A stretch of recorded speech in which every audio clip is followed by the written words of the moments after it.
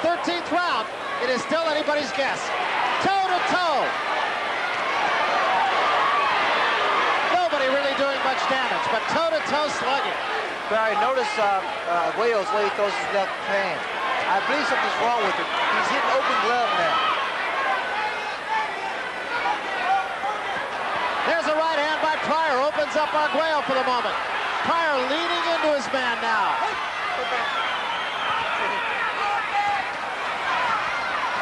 There's a right hand by Arguello and a left hand back. And Pryor seems to be just a step slow right now. Well, you look at the way that Arguello's delivering those body shots. I believe a little bit of the starch has gone out of Aaron Pryor's legs.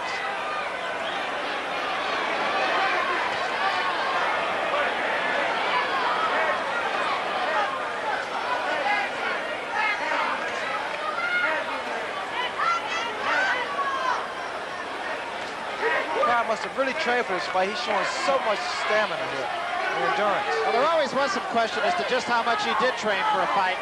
In this case, I don't think there's any question at all, win or lose. Well, he's really thinking also. There's a right hand, snaps the head back, and Pryor is hurt. That was the best punch of the fight. And I mean right on the button. That was like target practice.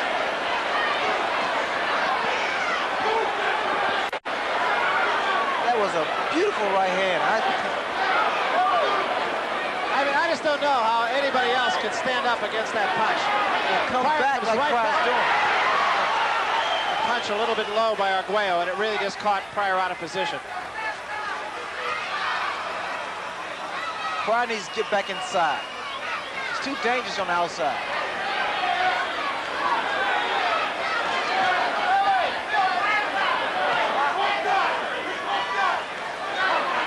Pryor is throwing his punches a little bit, he's lunging a little bit now. I don't know that he's particularly physically tired, but I think his legs are a little bit shot. Oh yes, he's taking some good shots.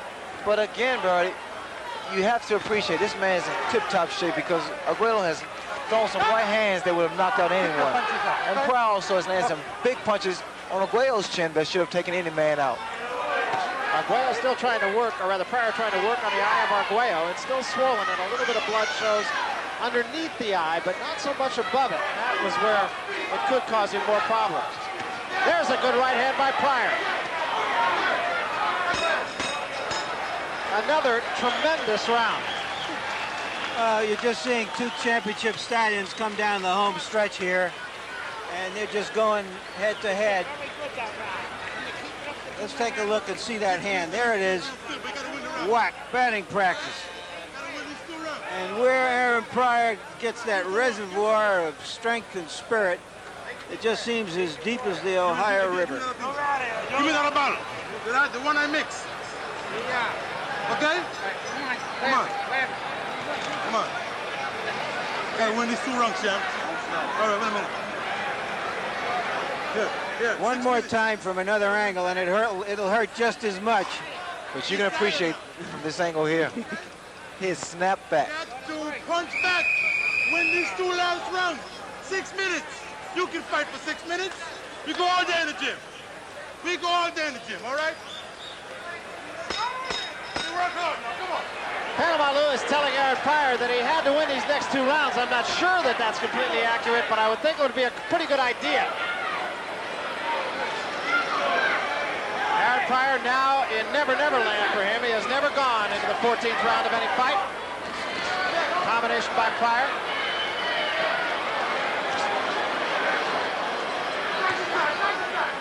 And a left hand snaps the head of Arguello back. Arguello is wobbly, breathing through his mouth. Pryor being patient.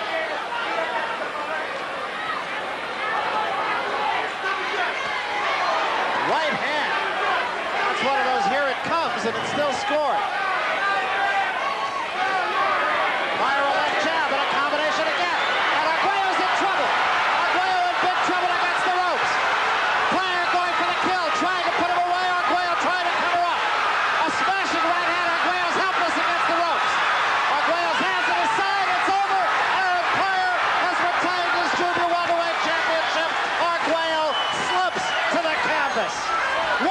victory for Aaron Pryor. Incredible, Barry. Never seen anything like that before.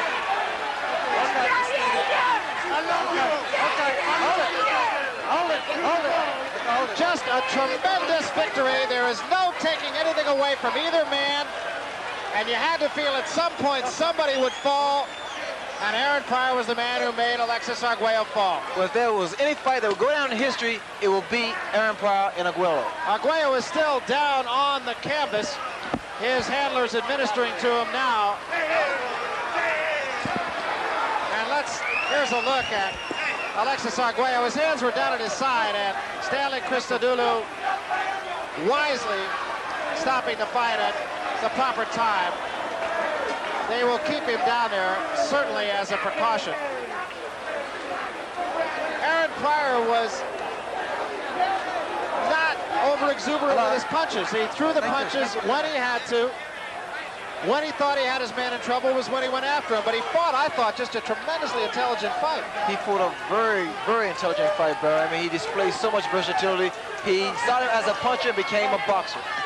All right, right now, Larry Merchant is with the winner and still champion Aaron Pryor. Larry, you got it. Thank you very much. Good job. Thank you. All right, you can work us anytime. Thank you very much. Thank you. We have the man who is still the champion of the world in the junior welterweight division, Aaron Pryor. Would you describe that fight for us, please?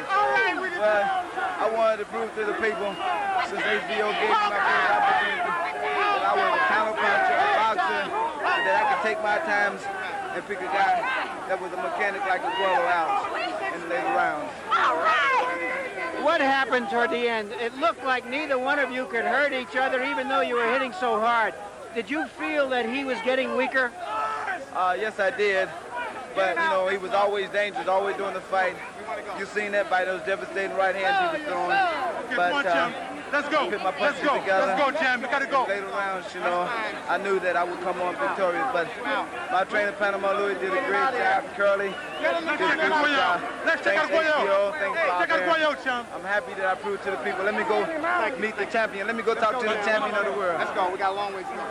All right, back to ringside. Okay, thank you very much, Larry Merchant. And all of a sudden, it is just like that. It is over. It was starting to look as though we were going to have a decision that really could have gone either way. And just in an instant, it was Aaron Pryor just all over the title holder, Alexis Arguello. Let's take another look at just how it ended, Ray. Well, Aaron Pryor just came on strong. I don't know where he got the energy from. He hurt Arguello with that overhand right, and you see here, he just stayed on top of his man. I felt Arguello could come back because he's a very defensive fighter, but it's just too many punches thrown by Aaron Pryor. That right hand did the most damage in that round.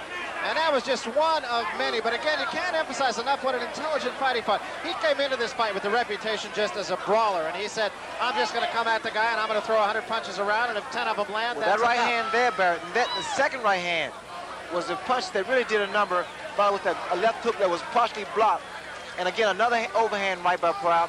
Pryor, he's just a machine. Perpetual motion. Well, after watching the films of Aaron Pryor and seeing him over the years, I really, to be very honest with you, just thought of him as just a brawler. Well, he proved that he was much more than just a brawler and was more than a worthy champion. Well, now you can really see some of the punches, I mean, the power of Aaron Pryor. He gets inside, and he stays there. He did the right thing. These two guys, I really didn't expect this fight to go the distance, or at least 14 rounds. And Aaron Pryor shows so much will and determination and skill, if anything. So Aaron Pryor retaining his junior welterweight championship, and right now you kind of have to look and say, what's next for this guy? Does he step up? Does he go down? He really could fight either as a welterweight or as a lightweight, and maybe is even more effective as a lightweight. Well, we see here that Arguello is completely out of it. Aaron Pryor, he has the strength of a welterweight, a solid welterweight, as a matter of fact. I'm impressed. With good reason. Aaron Pryor defending his championship here, and again, it's easy to lose sight of the fact that he was the champion. It was Alexis Arguello who was the challenger. Pryor coming into this, and I think he just did so much for his career and his credibility as a boxer tonight, because as we mentioned, the reputation was banger, period. A guy who could just go in there, knock the man out, or be knocked out himself, even though he'd never come close to being knocked out. He had been knocked out. Tonight, Larry, I thought he was just a consummate professional. was a furious pace, and I think we've seen a great fight, a fight that we won't forget for a long time, of two professionals and champions digging down into themselves for everything they had. I thought that Arguello was fighting almost beyond himself, given the fact that he's had 80 fights, that he's 30 years old, 20 championship fights. It was a furious pace, and the younger man was able to sustain it. They're trying to get Aaron Pryor out of the ring just above us now, and still there's a lot of pandemonium going on here. But Pryor, the champion, leaves. Incidentally, we talked earlier about a fight for Boom Boom Mancini. A fight between Mancini and Pryor will be a giant. For about 4 rounds. For the championship of Ohio and the rest of the civilized world. He said he would like to fight him. Of course, another guy, an up-and-coming fighter by the name of Johnny Bumpus, sort of looms in Aaron Pryor's future, too. I can't see Johnny Bumpus giving Aaron Pryor anywhere near the kind of battle that he got from this great professional Alex Arguello tonight. And the effort that Arguello gave is manifest in the fact that when he went out, it was like it was all over. He is still there and hurt. What does he do now, as you see it? The fellow sitting between you and I has given up the welterweight title. That's a vacant title right now. Does he look to that just because of the credibility of welterweight as opposed to junior welterweight? Well, he's still a lightweight champion and still recognized as the best lightweight in the world. He's talked about retiring after making a lot of money. You know, much of his property was confiscated after the revolution in Nicaragua. So it's conceivable that he would go back and fight Mancini. He could make money if that's what the object is. I'm sure he's absolutely crestfallen over the fact that he made this effort to win a 4th title and came up just short. You know, he's a boxing history buff who has got voluminous records and watches film and has his ideas about who the greatest fighters were in every division. And so that he was making his, you know, final statement as a great athlete here tonight, and I don't think he's got anything to be ashamed of course. He just came up against a younger, stronger, more enthusiastic fellow. You know, the other thing that strikes me, too, and he ended his conversation with you by saying, I want to go over and talk to the champion now. And I guess, Ray, there is just a born respect between boxing champions. And you saw it tonight. You saw it with you and Tommy Hearns. Well, as a matter of fact, I'm quite sure that Arguello, I mean, he has nothing to be ashamed of. And there is still respect between both champions. And I'm really, you know, I think words cannot describe, I mean, the way how much I'm impressed with both fighters. I mean, Pryor, I think what he should do now is go and soak up all the recognition he can because he deserves everything now. This fight with Arguello brought out the true Aaron Pryor. Well, we talked about hungry fighters, and I don't think there's any question but that virtually from the day he lost to Howard Davis in the 1976 Olympic trials, he has been a hungry fighter. Larry? Incidentally, Pryor was ahead on 2 of the 3 officials' cards by 2 and 3 points, which more or less jibed with my card. Of course, if that last round would have gone the distance, it would have been a 2-point round for Pryor. So he was going to win the fight one way or another, but he made it rather decisive.